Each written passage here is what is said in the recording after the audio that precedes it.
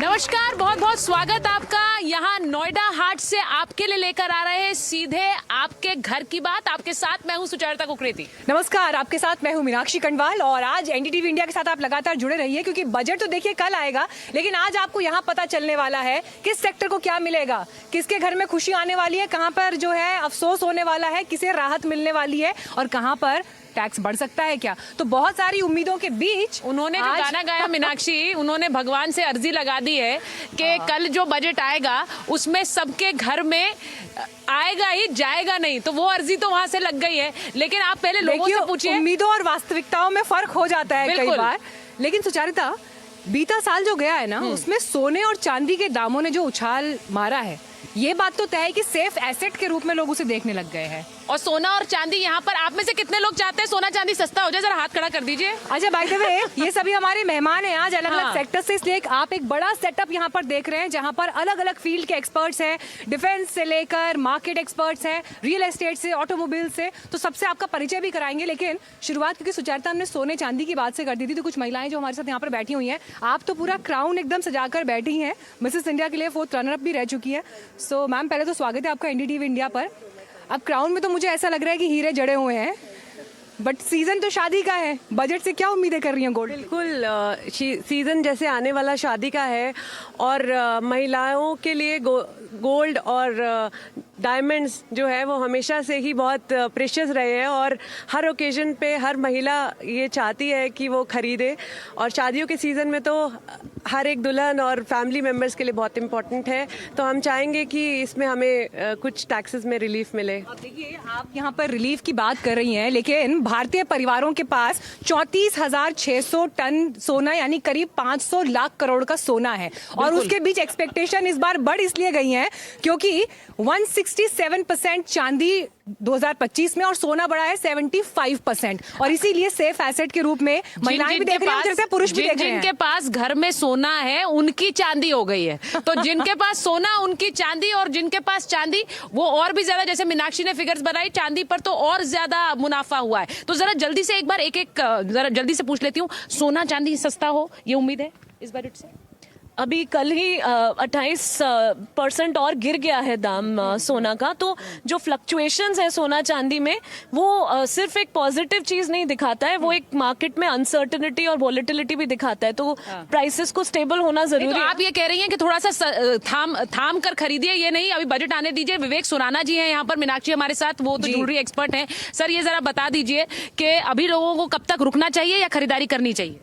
देखिए, कल जो भूचाल आया है सोने और चांदी के दामों में, वो एक अनप्रेसिडेंटेड हुआ है। हिस्ट्री को एक तरह से रिपीट करा गया, पहले भी ऐसा हुआ है।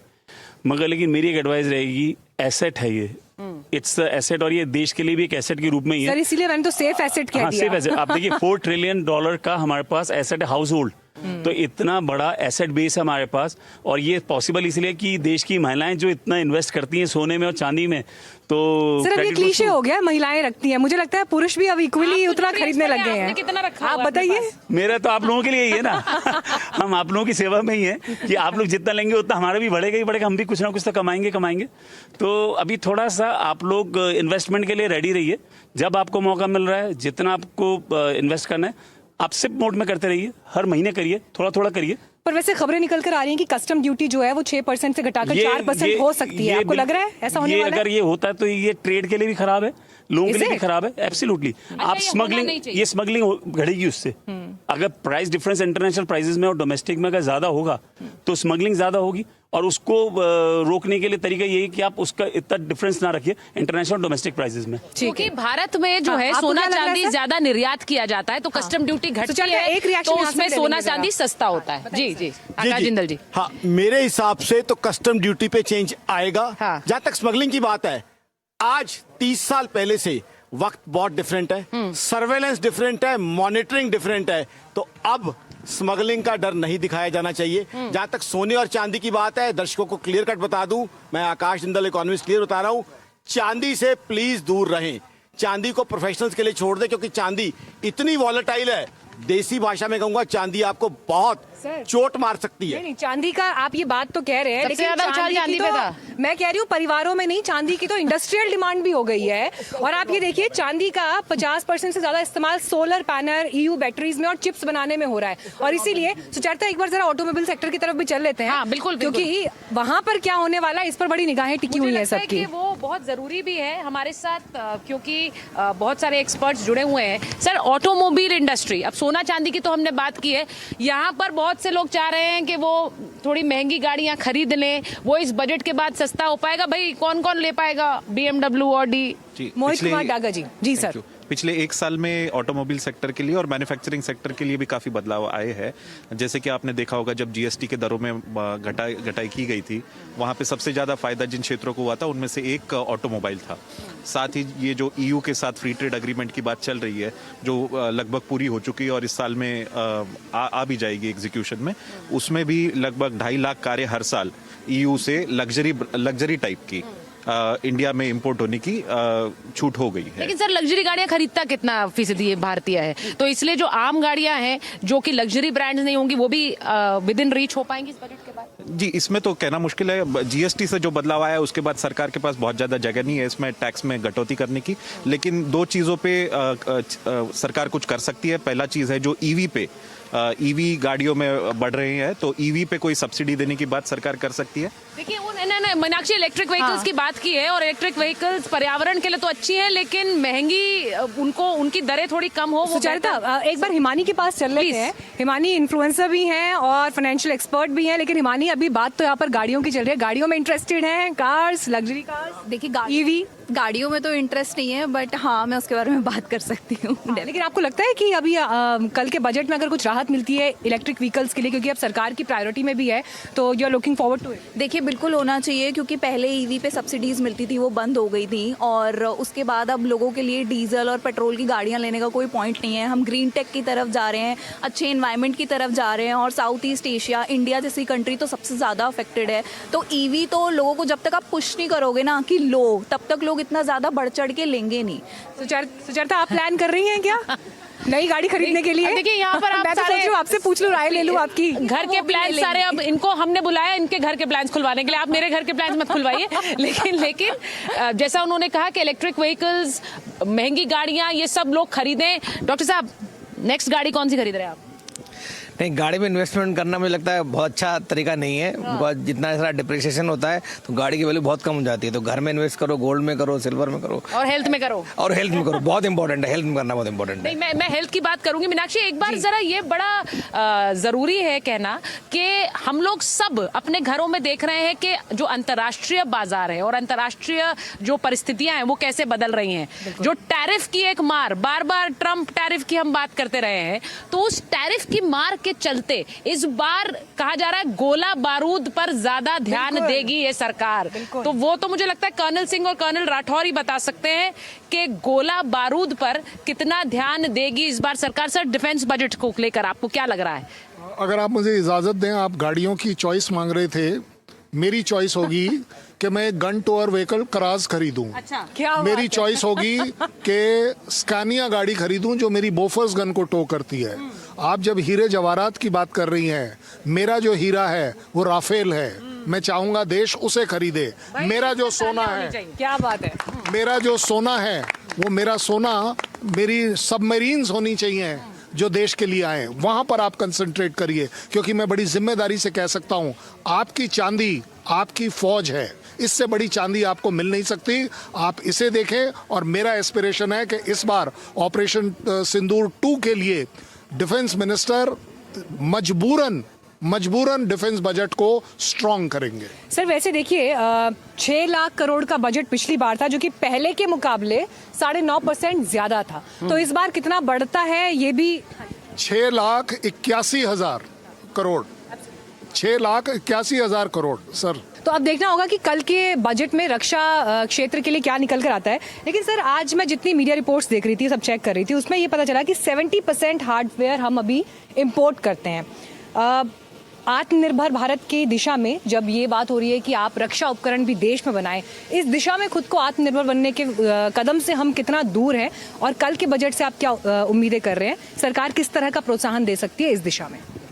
कल के बजट में हमारी सबसे बड़ी उम्मीद ये है कि जो हम बजट में इंक्रीमेंटल इंक्रीज करते हैं, 10% का क्रीपिंग करते हैं, ये बंद होना चाहिए, क्योंकि आप भी जानती हैं कि उसमें इन्फ्लेशन भी शामिल है, उसमें डेप्रिसिएशन ऑफ रुपी भी शामिल है। तो जब आप वहाँ लोकसभा में अनाउंस होता है उस समय सब ताली बजाते हैं, जब घर में आके कैलकुलेट करते हैं तो लगता है कुछ भी नहीं मिला। तो 10% का इंक्रीज प्रीवियस बजट से कोई मतलब नहीं होता है। दूसरी जो यार्ड स्टिक सबसे बड़ी है, जिसके बारे में सभी डिफेंस एक्सपर्ट और इकोनॉमिस्ट भी कहते हैं कि भारत को अब टाइम आ गया है अपनी जीडीपी का 2.5% रक्षा पर खर्च करना है। और बात यह है कि आज हम ऐसे मुहाने पे खड़े हैं जहां साउथ एशिया में और इंडियन ओशन रीजन में बड़ी अशांति है और भारत एक जगह एक तरीके से अकेला पड़ गया है विरोधियों के सामने। पाकिस्तान, चीन, बांग्लादेश सारे थ्रेट आ रहे हैं। और इसीलिए सर हम बार बार ये कह भी रहे हैं कि इस बार का जो बजट होगा वो सिर्फ देश में जो आंतरिक रूप से चुनौतियां उस पर आधारित नहीं होगा, बल्कि जो जियोपॉलिटिकल डायनेमिक्स हैं उनसे भी काफी हद तक प्रभावित होगा। एफडीआईज को लेकर सर मैं आपसे सवाल पूछना चाह रही हूँ। डिफेंस सेक्टर में एफडीआईज में एफडीआई को लेकर 49% अभी मौजूदा रेट है, इसे 70% या 74% तक ले जाया जा सकता है, ऐसी एक्सपेक्टेशंस को लेकर मीडिया रिपोर्ट कर रहा है। आपको क्या लग रहा है, ये और बढ़ाया जाएगा या बढ़ाया जाना चाहिए? देखिए, डिफेंस सेक्टर अपने आप में एक पैसा कंज्यूमिंग पार्ट है। अगर आप एफडीआई को एनकरेज नहीं करेंगे तो आपके लिए प्रॉब्लम आ सकती है। But at the same time अगर देश ने ये डिसाइड किया है कि हम मेक इन इंडिया पर जाएंगे, तो मुझे लगता है कि एफडीआई से ज़्यादा ज़रूरी है कि मैं मेक इन इंडिया में अपने देश की जो टेक्नोलॉजिकल इम्प्रूवमेंट है उसके ऊपर ध्यान दूं। अभी हम जब बात कर रहे हैं कि बाहर का सामान, हमारे को न्यू जनरेशन का जो सामान चाहिए वो मेरे देश में कम से कम डिफेंस फोर्सेस के पास 30 to 35% होना चाहिए। आज की तारीख में हमारे पास 15% है। ये जो 15%, 50% का जो डेफिसिट है वो कहाँ से आएगा? मैं कहूँगा आज साम दाम दंड भेद, अगर आपको इस समय एफडीआई से भी मदद लेनी पड़ती है तो आपको लेनी चाहिए। आपको अपने डिफेंस सेक्टर को कर्नल सिंह, मुझे ऐसा लगता है जब आप ये बात कहते हैं, हम सब जो है अपने घर में टेलीविजन के माध्यम से, एनडीटीवी इंडिया के माध्यम से देखते हैं कि किस तरह से ग्लोबल परिस्थितियां बदल रही हैं। आप सबको लगता है ये कि डिफेंस पर खर्चा बढ़ना चाहिए इस देश में? जो लोग सोचते हैं, हाँ जरा हाथ खड़ा करिए, जरा बताइए एक बार, यहाँ जरा बताइए। दोनों हाथ खड़े कर रहे हैं कर्नल सिंह, तो आप सबको लगता है बिल्कुल डिफेंस पे बजट? बिल्कुल। मेरा ये मानना है कि डिफेंस पे एलोकेशन बढ़ना चाहिए। इकोनॉमिस्ट होते हुए कहता हूं मैं, इकोनॉमी तो हम लोग चला लेंगे, प्रधानमंत्री साहब और उनकी टीम ने इकोनॉमी को बहुत अच्छे लेवल पे पहुंचा दिया, बट इकोनॉमी कब चलेगी?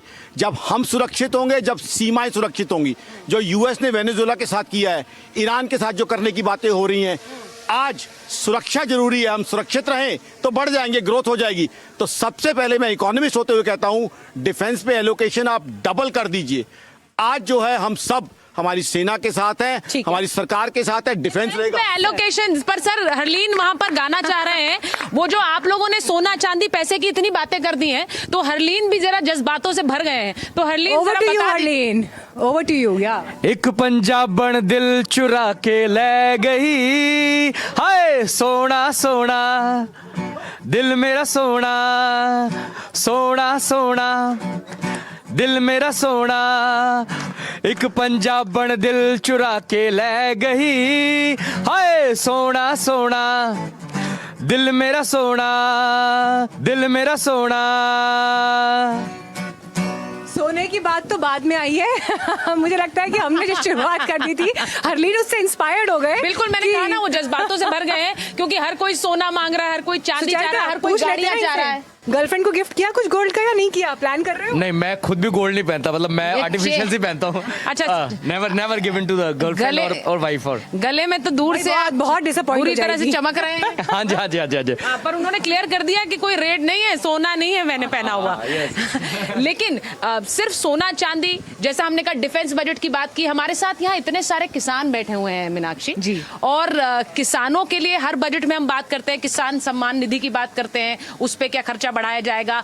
हम ये भी बात करते हैं कि किसानों की उम्मीदें क्या है इस बजट से। तो पहले तो जरा मुझे लगता है सुचरिता, मैं तो बल्कि ये लाइन जोड़ दूंगी यहाँ पर कि इतनी सोने की चर्चा हो गई, लेकिन जमीन से सोना निकालने वाले जो किसान है वो हमारे साथ हैं। अरे तो क्या बात जोरदार है। तालियों के साथ बिल्कुल। हम देश के अन्नदाताओं का स्वागत करते हैं। और हुक्का भी यहाँ दिख रहा है तैयार, आप सब बिल्कुल एकदम डटकर यहाँ पर बैठे हैं। कल के बजट की प्रतीक्षा है, उम्मीदें हैं आप सबको भी। क्या चाह रहे हैं, क्या होना चाहिए? अभी जो किसानों के लिए जो बजट है, हम यही चाहेंगे कि सबसे पहले तो एमएसपी, जब तक एमएसपी नहीं होगी तब तक किसान का जीवन सुरक्षित नहीं होगा। और अभी जब सुरक्षा की बात आती है, ये जो भारत का किसान है ये पूरे देश को सुरक्षित रखता है कि वो भूखे ना रहे, तो उनको सुरक्षित रखने की जिम्मेदारी भी सरकार की है। और हम लोग चाहते हैं कि एमएसपी आए, और जो अभी हम लोग जैसे बहुत सारे किसान ऐसे हैं जो शुगर मिल्स हैं, किसानों का भुगतान नहीं कर पा रहे हैं, तो वो जो बजट में उसका भी प्रावधान किया जाए। कम से कम किसानों का जो गन्ने का जो पैसा है वो सभी शुगर मिल दे, तो वो भी बजट में दिया जाए। बहुत सारे ऐसे शुगर मिल है जो कहते हैं हमारे पास पैसा नहीं है, 200 करोड़ 400 करोड़ 500 करोड़ किसानों का पेंडिंग चल रहा है। तो हम शुगर मिल का इशू जो है वो भी आप उठा रहे हैं, इसके अलावा क्या आप लोगों की क्या उम्मीदें हैं?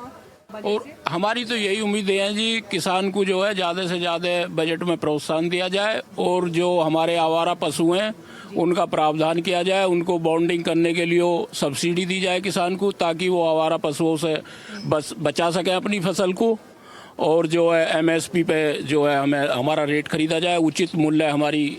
सर, आपने बहुत आवश्यक पॉइंट यहाँ पर उठाया। और सुचरिता, इनफैक्ट मैं खुद उत्तराखंड क्षेत्र से आती हूँ और वहाँ पर इस समय जो जंगली जानवर है उनका खतरा जो खेती पर है वो वहाँ के किसानों की एक बड़ी समस्या बना हुआ है। और इस बात को जब हम उठा रहे हैं, हाँ, मैं कह रही हूँ कि यहाँ पर जितने भी लोग हैं वो अभी इस चर्चा से पहले कह रहे थे कि घर का सामान सस्ता हो, खाने पीने का सामान सस्ता हो, तो वो जहाँ से आता है उसका जो कच्चा माल जिसके जरिए आपकी वो चीजें सस्ती होंगी वो तो यही बना रहे हैं। तो इसीलिए किसानों से ये जानना बहुत जरूरी है। सर ये बताइए, सरकार से क्या कहेंगे? अब वैसे तो खाका बन गया है, वो अब कल सामने आ जाएगा, लेकिन उससे पहले एक दिन पहले क्या कहेंगे सरकार से? सबसे पहली बात यह है कि जो किसान मजदूर हैं उनके जो बच्चे हैं वो जो नौकरी करने जाते हैं उनको 9,000 रुपये फिक्स देते हैं। ठेकेदारी में जा रहा सारा काम, इस ठेकेदारी को बंद कर दें, जिससे कि किसान मजदूर के बच्चे जा करके वहाँ कम से कम अपने घर खर्चा चलाने लायक तो पैसे मिल जाए उनको। 8 घंटे 12 घंटे ड्यूटी लेते हैं और केवल 9,000 10,000 रुपये देते हैं। ये सरकार का सबसे पहला काम है कि मजदूर को और मजदूर दबाया जा रहा है, गरीब को, और जो अमीर है अमीर को बढ़ाया जा रहा है। ये सरकार बजट में ये सबसे पहला काम देखना चाहिए कि कैसे चल रहा है काम। सर आप भी बताइए, आपकी क्या उम्मीद है? मैं समझता हूँ कि जब दीपावली थी तो जीएसटी का उपहार देके भारत के प्रधानमंत्री जी ने सबके घर में बजट की एक सौगात दी थी, और हमारे जो खाद्य पदार्थ हैं वो बहुत कम कीमत पे हमें मिले थे, जो खुशी का माहौल था। और अब होली आने वाली है तो मैं निश्चित ही समझता हूँ कि एक हमारे प्रधानमंत्री जी निश्चित ही हमें ऐसा उपहार देंगे जिसमें किसानों के बीच खुशी की एक लहर आएगी। और मैं चाहता हूँ जो किसान सम्मान निधि है वो कम से कम डबल कर दी जाए। अब से पहले आप 2014 में देखते होंगे 6,000 है और 3 किस्तों में आती है। बिल्कुल, तो ये डबल हो बढ़ा अभी 6,000 है, 3 किस्तों में आती है, तो बढ़ाकर कितनी कर दी जाए? उम्मीद क्या है आप लोगों की? अभी 12,000 तो कम से कम कर दी जाए, डबल हो जाए तो डबल बहुत जा अच्छा। रहे हैं। हाँ, डबल हो जाए। ये पॉसिबल है कि नहीं? मुझे लगता है किसानों की दोगुनी आय का वादा भी था। हाँ, नितिन पुरी जी से पूछ लेते हैं, एग्रीकल्चर एक्सपर्ट हैं, वो उम्मीद कर रहे हैं कि किसान सम्मान निधि दुगुनी हो जाए। अब क्या सरकार ये कर सकती है? क्योंकि ये जो गणित है ये किसानों को आप बेहतर समझा पाएंगे। तो किसान की जो पूरी ये जो योजना है, अनफॉर्चुनेटली इसको हम जैसे अंग्रेजी में बोलते हैं डोल है। ऑफ कोर्स ये चाहिए है, पैसे की जरूरत है फार्मर को, और फार्मर को अपने कंजम्पशन की नीड के लिए इस पैसे की सख्त जरूरत होती है, जो कि कभी फॉर्मल इनफॉर्मल सिस्टम से आती है, कभी अब सरकार से आ रही है। लेकिन मैं मानता हूं कि इन डोल से ज्यादा जरूरी एक बहुत बड़ा मुद्दा है जिसको हम ध्यान नहीं दे रहे हैं। इंडिया की जीडीपी का सिर्फ 20%, लगभग 18% ही जीडीपी आता है एग्रीकल्चर से। लेकिन इतने सारे किसान भाई यहाँ बैठे हुए, बहुत सारी किसान बहनें भी all over India. 50% of India's workforce is in agriculture. तो ऐसा क्यों कि 50% लोग सिर्फ 20% जीडीपी दे पा रहे हैं? कुछ तो गलत कर रहे हैं हम। Why not 20%? क्यों नहीं ये 30, 40, 50 हो सकता है? ये तब होगा जब किसान वैल्यू एडिशन खुद करेगा, अपने इंस्टीट्यूशन बनाएंगे, अपनी फैक्ट्री बनाएंगे जहाँ खुद मैन्युफैक्चर्ड प्रोसेस प्रोडक्ट्स बनाएंगे और उनको मार्केट करेंगे, बेचेंगे main stream, general trade, modern trade, quick commerce, e commerce में। तो इस तरह की चीज़ों के लिए 2 चीज़ें सरकार ने ज़रूर करनी चाहिए। एक तो rural infrastructure for farmer producer companies. Farmer producer companies बहुत बनी है पिछले 3-4 साल में, लगभग 15,000 कंपनियां बनी हुई हैं। लेकिन इनकी संख्या भी बढ़ाने की ज़रूरत है, इनका इंफ्रास्ट्रक्चर बढ़ाने की ज़रूरत है, पहली बात। दूसरा, इन प्रोडक्ट्स को बाजार तक लेके जाने के लिए जो प्राइवेट कंपनीज हैं जो कोलैबोरेट और पार्टनर कर सकती हैं किसानों के साथ, उनको इंसेंटिवाइज और बढ़ावा देने की ज़रूरत है। आज हम लोग सब लोग कंज्यूमर हैं, हम 100 रुपया खर्च करते हैं, किसान को सिर्फ 25 रुपया मिलता है। मैं ये नहीं कह रहा हूँ कि किसान को 100 में से 100 मिल जाएगा, लेकिन 25 का 30 क्यों नहीं हो सकता, 40 क्यों नहीं हो सकता? वो तब होगा जब value addition, processing, marketing, branding और डायरेक्ट टू कंज्यूमर होगा। उससे फिर ये जो किसान सम्मान निधि की हम जो समस्या से आपने शुरू किया था, ठीक है, वो thank you sir for your expert comment. Unexpected क्या कुछ हो सकता है, वो उसके लिए कल तक का इंतजार करना पड़ेगा, लेकिन आज हम उसी का एनालिसिस कर रहे हैं सबसे आसान तरीके से कि क्या क्या होने वाला है। इंडस्ट्री की भी बात कर लेते हैं, बैंकिंग सेक्टर की भी बात कर लेते हैं। जो लोग छोटे उद्योगों में हैं, बिजनेस स्टार्ट करने का सोच रहे हैं, उनके लिए लोन लेना कितना आसान है, क्या उनके चैलेंजेस हैं, और कल के बजट में राठौर साहब क्या होने वाला है? मैं यही अपील करना चाहूँगा वित्त मंत्री जी से कि जो छोटे व्यापारी होते हैं उनको बैंकों से लोन मिलना इतना आसान नहीं होता, उनको अर्जेंट जैसे फंड की ज़रूरत होती है, अपना काम बढ़ाने के लिए होती है, तो उसमें एनबीएफसी ही आगे आती हैं और एनबीएफसीओं को कम फंड मिल पाता है। तो मैं यही चाहूँगा कि उनको भी कुछ फंड अलॉट किया जाए और बैंकों से ईजीली उनको पेमेंट मिलेगी, तो वो आम छोटे व्यापारी तक, वो दुकानदार तक पहुँच पाएगा, क्योंकि छोटा ये बात इस बार बार कही जा रही है कि ईज ऑफ डूइंग बिजनेस को लेकर, जिससे कि अलग अलग उद्योगों को इसका फायदा मिल पाए, इस बजट में कुछ खास घोषणाएं हो सकती हैं। वो बहुत जरूरी भी है, हाँ। क्योंकि उद्योग अगर अच्छा करेंगे मीनाक्षी, तो लोगों के पास भी और उसका मुनाफा, उसका फायदा पॉइंट इसमें ऐड करना चाहते हैं, एक बार आप उनका पॉइंट ले लीजिए। हाँ, सो मैं ये कहना चाहूंगी कि महिलाओं के लिए भी, विमेन एंटरप्रेन्योरशिप के लिए इस बजट में मैं रियली होप कर रही हूँ, फिंगर्स क्रॉस्ड, कि महिलाओं के लिए इस बजट में और ज्यादा प्रोविजंस आए। और एक बहुत बड़ी चीज है महिलाओं के लिए, वो है मदरहुड। मतलब जब किसी महिला का कोई बच्चा होता है, हमारे को काम करना होता है घर में, घरेलू काम, हमारी संस्था निकोर एसोसिएट्स ने एस्टिमेट करा है 15 to 17% ऑफ जीडीपी जी इसकी वैल्यू है। ये मैन्युफैक्चरिंग सेक्टर से ज्यादा वैल्यूबल है। ये देखिए, ये हर कोई मानता है कि महिलाएं जो हैं, जिस तरह से कार्यकुशलता से काम करती हैं, जो एफिशिएंट वर्कफोर्स है, और वो उसका उदाहरण आप यहाँ भी देख रहे हैं, तो वो जो एफिशिएंट वर्कफोर्स है वो हर जगह उससे फायदा ही है। तो आपकी उम्मीद मैं ऐसी आशा करती हूँ कि वो सुनेंगी निर्मला सीतारमण, लेकिन कल दिन भर मीनाक्षी टीवी पर लगातार, कल दिन भर लगातार एनडीटीवी इंडिया पर आप देखेंगे बजट से जुड़ा हुई सबसे बड़ी कवरेज, जिसमें आपसे जुड़ी हर खबर होगी। बिल्कुल, और देखिए आज यहाँ पर जितना विश्लेषण हुआ है उसमें से किस किस पर मोहर लगेगी, सारे मेहमानों से हम क्रॉस चेक भी करेंगे। लेकिन इस कवरेज में हमारे साथ जुड़ने के लिए thank you very much. NDTV India लगातार जुड़ते रहिए, बहुत बहुत धन्यवाद। एंड हरलीन, शानदार आपने बोल हमारे सामने रखे, जिन्होंने आज के कार्यक्रम के लिए एक मूड सेट किया। ये सब गाने, ये सब उम्मीदें सुनी जाए, यही उम्मीद के साथ बहुत बहुत धन्यवाद आप सबका। Thank you very much.